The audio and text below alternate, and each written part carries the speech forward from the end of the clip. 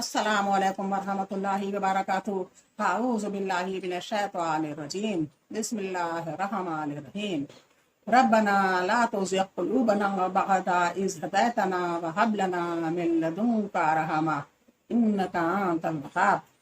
ऐ हमारे रब, हिदायत के बाद हमारे दिलों को टेढ़ा न करना और हमें अपनी तरफ से रहमत अता फरमा, बेशक तू बहुत अता करने वाला है। अल्लाहुम्मा सल्लि अला मुहम्मद व अला आलि मुहम्मद। आज अल-लैल का तर्जुमा और तफसीर है, प्लीज गौर से सुनिए।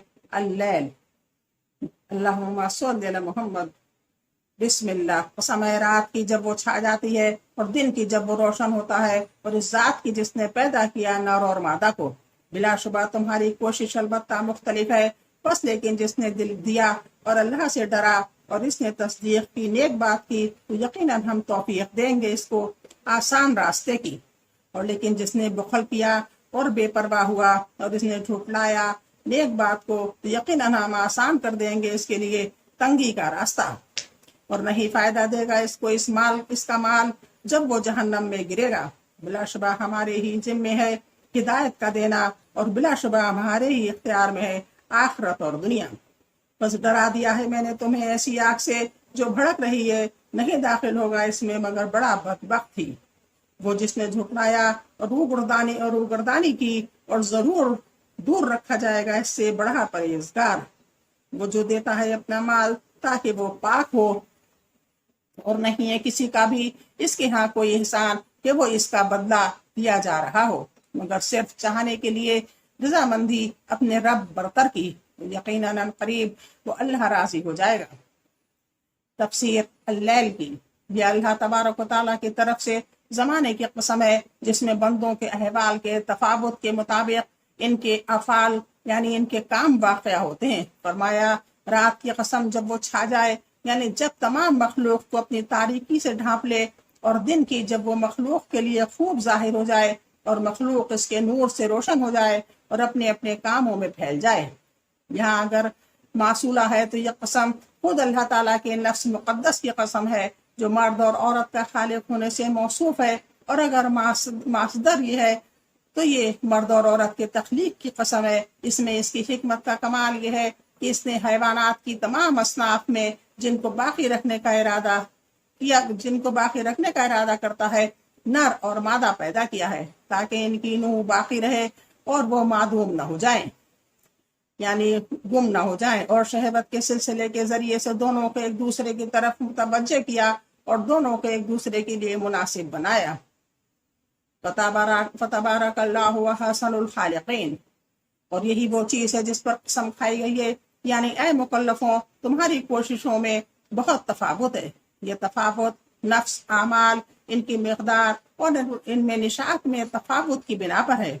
और ये तफावुत इन अमाल की गायत मकसूद के मुताबिक है कि आया ये अमल अल्लाह ताला की रजा के लिए है जो बुलंद और हमेशा बाकी रहने वाला है, तो इसकी बका के साथ ये अमल भी बाकी रहेगा और साहब अमल इससे मुंतफा होगा। या ये अमल किसी ज़ाइल होने वाले फानी गायत व मकसूद के लिए है कि इसके बतलान के साथ इसकी कोशिश बातिल और इसके असमहाल के साथ मुस्महल हो जाएगी। हर वो अमल जिसमें अल्लाह की रजा मकसूद न हो इसी वस्फ से मौसूफ होता है। जिसमें अल्लाह की रजा मकसूद न हो इसी सिफत से मौसूफ होता है। बिनाबरी अल्लाह ताला ने अमल करने वालों को फजीलत दी और इनके आमाल का वस्फ बयान फरमाया। तो जिसने अल्लाह के रास्ते में माल दिया, यानी इसे जिन माली इबादत का हुक्म दिया गया था, मसलन ज़कात, नफ़क़ात, कफ़ारात, सदक़ात और भलाई के कामों में खर्च करना, और बदनी इबादत मसलन नमाज, रोज़ा वगैरह, और वो इबादत जो माली और बदनी इबादत के मुरक्कब है मसलन हज और उम्रा वगैरह, इन्हें अदा किया। और वो इन अमूर यानी कामों मोहतरमा और वो इन अमूर मुहर्रमा और मुख्तलिफ किस्म के गुनाहों से बचता रहा जिनसे इसे रोका गया था। और इसने नेक बात की तस्दीक की, यानी इसने ला इलाहा इल्लल्लाह और इन अकायद दीनिया और इन पर मुरत्तब होने वाली जज़ा की तस्दीक की जो इस ला इलाहा इल्ला की तायीद करते हैं, तो हम इसके लिए इसके काम को आसान कर देते हैं। और इसके लिए हर भलाई पर अमल करना اور ہر برائی کو ترک کرنا سہل اور آسان بنا دیتے ہیں، کیونکہ اس نے آسانی کے اسباب اختیار کیے، بس اللہ تعالیٰ نے اسے اس کے لیے آسان کر دیا۔ اور جس نے ان کاموں کے بارے میں بخل سے کام لیا جن کا اسے حکم دیا گیا، اتفاق واجب و مستحب کو ترک کر دیا، اور جس چیز کو اللہ تعالیٰ نے اس پر واجب کیا تھا اس کا نفس اسے ادا کرنے پر راضی نہ ہوا، اور اللہ تعالیٰ سے بے نیاز بنا رہا اور نافرمانی سے اس کی عبودیت کو ترک کر دیا، نیز اس نے یہ نہ دیکھا کہ اس کا نفس غایت حد تک اپنے رب کا محتاج ہے، جس کے لیے کوئی نجات ہے نہ کوئی فوز و فلاح، سوائے اس سبب سے کہ اللہ تعالیٰ ہی اس کا محبوب و معبود ہو جس کا وہ قصد کرے اور اس کی طرف متوجہ ہو۔ اور اس نے نیک بات کی تکذیب کی، یعنی ان عقائد حسنہ کو جھٹلایا جن کی تصدیق اللہ تعالیٰ نے اپنے بندوں پر واجب کی تھی، تو ہم اس کے لیے گناہ کے مشکل کام آسان کر دیتے ہیں، یعنی حالت اسرت اور فضائل مذمومہ کے لیے اس سبب سے کہ برائی جہاں کہیں بھی ہوگی اس کے لیے آسان کر دی جائے گی، اور نافرمانی کے کام اس کے لیے مقدر کر دیے جائیں گے۔ ہم اللہ تعالیٰ سے عافیت کا سوال کرتے ہیں۔ جس مال نے اسے سرکش بنایا تھا، جس کی بنا پر وہ اللہ تعالیٰ سے بے نیاز بنا رہا اور اس میں بخل کرتا رہا، اس کے کچھ کام نہ آئے گا، یعنی جب وہ ہلاک ہوگا اور اسے موت آئے گی تو نیک عمل کے سوا کوئی چیز انسان کے ساتھ نہیں جائے گی۔ رہا اس کا وہ مال جس میں اس نے زکوٰۃ وغیرہ ادا نہیں کی، تو یہ مال اس کے لیے وبال بن جائے گا، کیونکہ اس نے اس مال میں سے اپنی آخرت کے لیے کچھ آگے نہیں بھیجا۔ بے شک ہمارے ذمے تو راہ دکھا دینا ہے، یعنی وہ ہدایت جس کا راستہ سیدھا ہے، جو اللہ تعالیٰ تک پہنچاتا ہے اور اس کی رضا کی قریب کرتا ہے۔ رہی گمراہی تو اس کے تمام راستے اللہ تک پہنچنے کے لیے مسدود ہیں۔ گمراہی کے راستے ان پر چلنے والے کو صرف سخت عذاب ہی میں پہنچاتے ہیں، یعنی آخرت اور دنیا ہماری ملکیت اور ہمارے تصرف میں ہے، اور اس بارے میں اس کا کوئی شریک نہیں، بس رغبت کرنے والوں کو چاہیے کہ وہ اس کی طلب کی طرف راغب ہوں اور مخلوق سے ان کی تمام امیدیں منقطع ہوں۔ میں نے تمہیں بھڑکتی ہوئی اور جلتی ہوئی آگ سے ڈرایا ہے، اس میں وہی داخل ہوگا جو بڑا بدبخت ہے، اور جس نے رسول کی خبر کو جھٹلایا اور حکم سے منہ موڑا، اور اس سے ایسا شخص دور رکھا جائے گا جو بڑا پرہیزگار ہوگا، جو پاکی حاصل کرنے کے لیے اپنا مال دیتا ہے، یعنی اس کا مقصد اللہ تعالیٰ کی رضا کے لیے اپنے نفس کا تزکیہ اور گناہوں اور عیبوں سے اس کی تطہیر ہو، اور عیوب سے اس کی تطہیر ہو، پاکی ہو، ہم اسے بچا لیں گے۔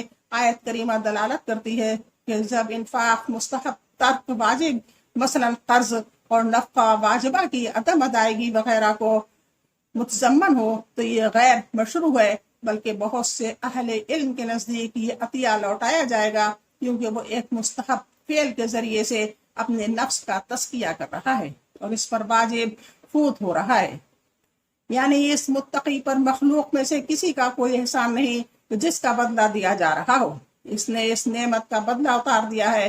بسا اوقات لوگوں پر اس کا فضل و احسان باقی رہ جاتا ہے، بس وہ بندے پر اللہ کے لیے مخلصانہ ہمدردی و خیر خواہی کرتا ہے، کیونکہ وہ اکیلے اللہ تعالیٰ کے احسان ہی کے زیر بار ہے۔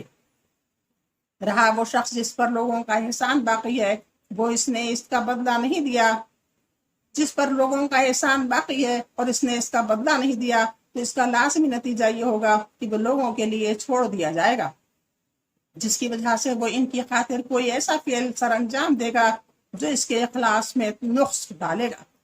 آیت کریمہ کا مستحق اگرچہ حضرت ابوبکر صدیق رضی اللہ عنہ ہے، بلکہ کہا جاتا ہے کہ حضرت ابوبکر رضی اللہ عنہ کے سبب ہی سے نازل ہوئی۔ ان پر مخلوق میں سے کسی کا بھی کوئی احسان نہیں تھا کہ جس کا اسے بدلہ دیا جا رہا ہو، حتیٰ کہ رسول اللہ صلی اللہ علیہ وسلم کا بھی آپ پر کوئی دنیاوی احسان نہ تھا، البتہ بحیثیت رسول احسان تھا جس کا بدلہ اتارنا کسی کے لیے ممکن نہیں، اور یہ ہے دین اسلام کی طرف دعوت دینے کا احسان، ہدایت اور دین حق کی تعلیم، کیونکہ ہر شخص اللہ تعالیٰ اور اس کے رسول صلی اللہ علیہ وسلم کے زیر احسان ہے۔ یہ ایسا احسان ہے جس کا بدلہ دیا جا سکتا ہے یا مقابلہ کیا جا سکتا ہے، تاہم جو بھی ان اوصاف فاضلہ سے متصف ہوگا اس کا مصداق ٹھہرے گا۔ یہ ایسا کیونکہ ہر شخص اللہ تعالیٰ اور اس کے رسول صلی اللہ علیہ وسلم کے زہر احسان ہے. یہ ایسا احسان ہے جس کا بدلہ دیا جا سکتا ہے نہ مقابلہ کیا جا سکتا ہے. تاہم جو بھی ان اوصاف فاضلہ سے متصف ہوگا اس کا مصداق ٹھہرے گا. بس تمام مخلوق میں سے کسی کا کوئی احسان اس کے ذمہ باقی نہ رہا جس کا بدلہ دیا جائے. لہٰذا اس کے تمام اعمال خالص اللہ تعالیٰ کے لیے ہیں. اس لیے فرمایا وہ صرف اپنے رب اعلیٰ کی خوشنودی حاصل کرنے کے لیے دیتا ہے اور وہ ان قریب خوش ہو جائے گا. یہ متقی مختلف انواع کے اکرام و تکریم اور ثواب پر راضی ہوگا جو اللہ تعالیٰ اسے کرے گا. بس اتنا ہی. انشاءاللہ کل آگے کی الضحیٰ سورت شروع ہوگی. اللہ حافظ. السلام علیکم.